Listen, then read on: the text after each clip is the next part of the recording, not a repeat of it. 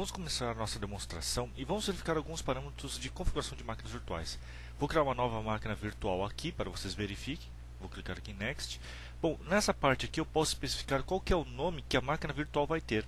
Então, esse nome não quer dizer o nome do computador da máquina virtual, tá? Isso é uma informação bem importante.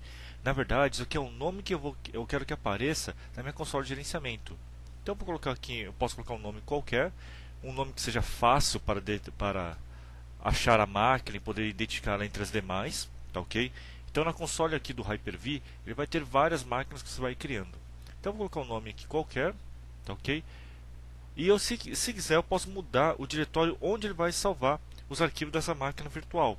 Então eu posso de repente colocar num outro disco, que é interessante por questões de performance, e assim por diante. Posso colocar num outro diretório, não importa. O ideal é até mesmo que seja um outro diretório separado, um outro disco, tá? Perdão, para que seja uma performance melhor ainda. Vou clicar em Next.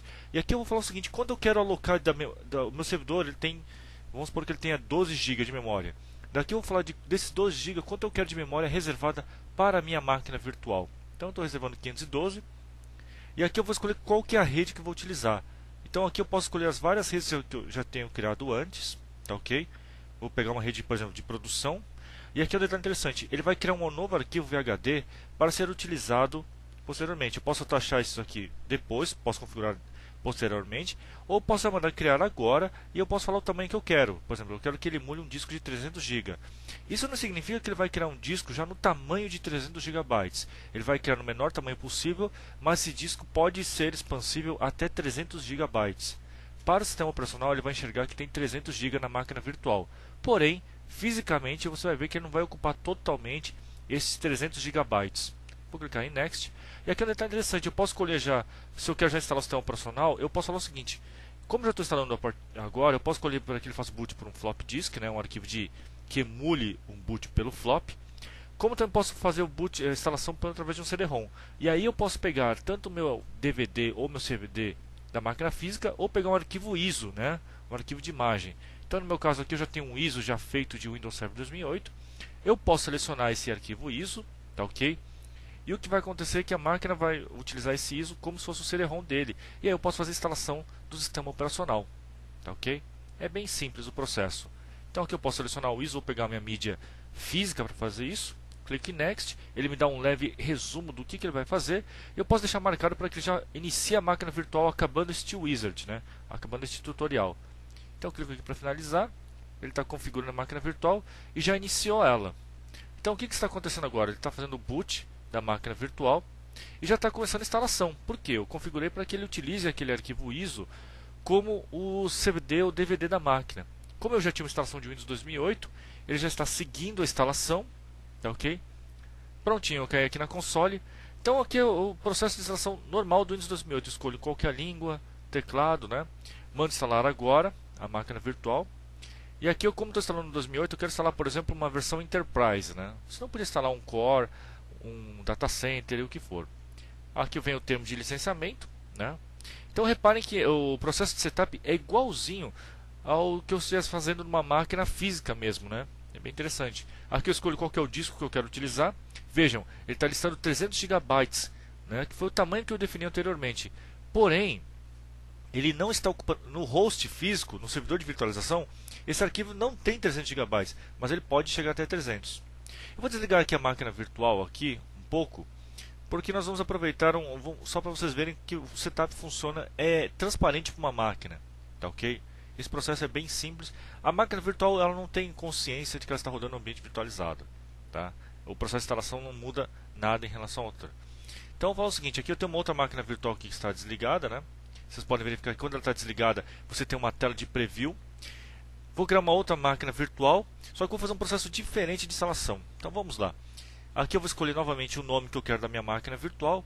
Vou colocar como Windows Server 2008 aqui. Tá? Vou pegar uma instalação de Server Core que eu já tenho feito já. Então vamos lá. Aqui eu posso também mudar o diretório padrão, vou utilizar o mesmo. Quanto eu quero de memória para essa máquina virtual? Então, por exemplo, está com 256, vamos deixar com 256 mesmo. E aqui eu vou configurar a parte de rede dessa máquina virtual. Qual que é a rede? Então vou selecionar uma rede de teste. É como se fosse um outro switch virtual. E aqui eu faço o seguinte: em vez de criar um novo disco, vou pegar uma instalação que eu já tenho feito já. um outro VHD. Então eu já tenho uma instalação que já está feita já com 2008. Esse processo que vocês estão vendo, vocês podem utilizar também quando vocês criarem máquinas virtuais pelo Virtual PC e o Virtual Server e quiserem trazer para o Windows Server Virtualization, para o Hyper-V. Tá ok? Então olha só, eu não fiz nenhuma instalação nova, tá ok? E eu já estou aproveitando o VHD existente. Prontinho, já está criada a minha máquina virtual. O que ele vai fazer agora? Bom, eu aproveitei um VHD existente. Eu posso clicar aqui, verificar algumas configurações. Por exemplo, o que eu posso fazer? Enquanto a máquina está desligada, você pode adicionar e remover componentes para a máquina virtual. Então, eu posso adicionar uma placa de rede, posso adicionar uma controladora, assim por diante. Posso configurar qual que é a rede que vai utilizar. Enfim, muitos parâmetros você só consegue mudar na configuração da BIOS da máquina quando a máquina está desligada. Posso escolher também qual é que vai ser o boot da máquina, qual que é a preferência. Então, eu quero que ele faça o boot não pelo DVD, mas direto pela IDE primeiro. Então, aqui é a sequência de boot. Posso mudar a quantidade de memória RAM reservada, depende, eu quero que seja mais. E eu posso fazer o seguinte, eu posso mudar a quantidade de reserva feita desta memória para o sistema operacional. Tá ok? Então isso aqui é um detalhe bem interessante. Você pode não precisar reservar 100%. De repente eu quero reservar somente, sei lá, do meu servidor, já quero deixar reservado já 75%. Eu posso mudar esses parâmetros de configuração.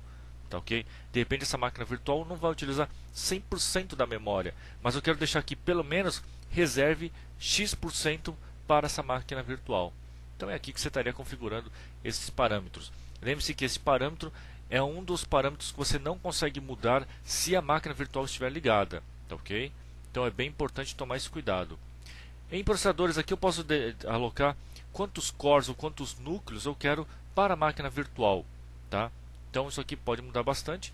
E eu posso falar também, configurar quando eu quero fazer a reserva de processamento. Isso aqui é muito interessante porque muitas vezes você quer evitar que a máquina virtual não use 100% da CPU e ela possa congelar e assim por diante. Então eu posso falar quanto eu quero dar de processamento, limites e assim por diante. Tá? Isso aqui é um negócio muito legal. E também você pode definir o peso. O peso na verdade não é um parâmetro que você define quanto ela tem de prioridade no servidor. Bom, aqui eu posso mudar novamente as configurações da parte de rede, né? De repente eu quero mudar um outro parâmetro, quero colocar, por exemplo, um VLAN ID, que nem é o caso.